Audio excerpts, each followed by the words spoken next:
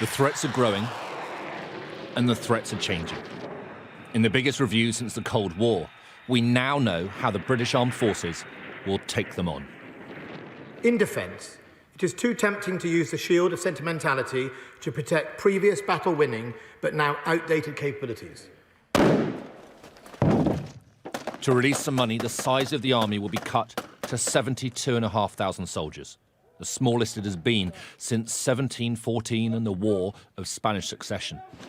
But millions will be invested in new technology, including small surveillance drones and communications equipment. We have to break out of thinking about an army as only being about the number of people that are in it. It's a function of the people, their quality, their training, their equipment, their stocks, and their allies.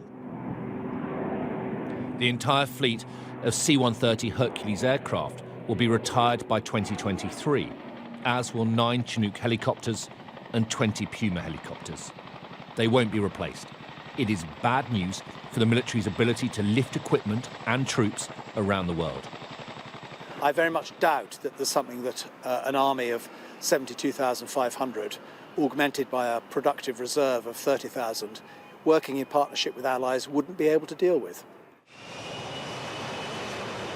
The MOD has already bought 48 F-35 jets and says that it will buy more, but they haven't specified how many more. It won't be the 138 the UK originally committed to buying, though. Instead, £2 billion will be invested in developing the jets of the future. Much of this money will directly benefit British industry. This review, like any review, I guess, is a case of give and take. The headlines will naturally focus on the shrinking size of the army, but in truth, in fairness, there are some areas of quite revolutionary investment, and the defence chiefs and the politicians have insisted that they've taken decisions based on threats, not based on finances.